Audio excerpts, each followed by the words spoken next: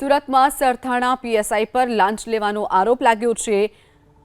MG Limbola પર 40,000ની લાંચ લેવાનો આરોપ, ઝડપી જામીન પર છોડાવવા અને માર ન મારવા માટે લાંચ માંગ્યાનો આરોપ લાગ્યો છે। તો એસીબીએ સરથાણા પોલીસ સ્ટેશનની સર્વેલન્સ ઓફિસમાં ટ્રેપ કરી એસીબીએ પીએસઆઈની અટકાયત કર્યા બાદ પૂછપરછ શરૂ કરી છે।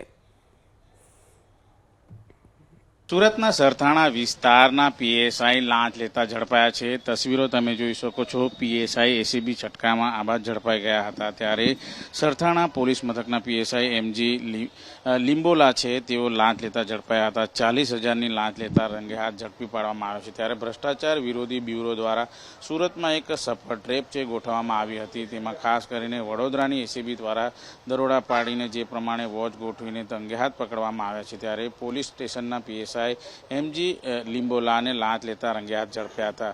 જોકે પીએસઆઈ લિંબોલાએ ગુનાના આરોપીને નહીં મારવા માટે અને ઝડપી જામીન કરવા માટે ફરિયાદીને પાસેથી લાંચ લીધી હતી। ત્યારે આ બાબતને લઈને ફરિયાદી છે લાંચ માંગવા ન માંગતા હોય તેમણે એસીબીનો સંપર્ક કર્યો હતો। ત્યારે ફરિયાદી પાસેથી 40,000ની લાંચની માંગણી કરવામાં આવી હતી। એ બાબતે ફરિયાદી લાંચ આપવાની જે રીતે અત્યારે હાલ નિર્ણય બન્યો હતો, ત્યારે એસીબીનો સંપર્ક કરીને છટકું ગોઠવવામાં આવ્યું હતું। એસીબીએ ગોઠવેલા છટકા દરમિયાન પીએસઆઈ લિંબોલા સરથાણા પોલીસ સ્ટેશનના સર્વેલન્સ સ્ટાફની ઓફિસમાં લાંચ લેતા સ્વીકારાયા જે પકડાઈ ચૂક્યા હતા। આ બાબતને લઈને અત્યારે હાલ એસીબીએ તપાસના ધમધમાટ શરૂ કરી દીધા છે અને વધુ તપાસ હાથ ધરવામાં આવી છે।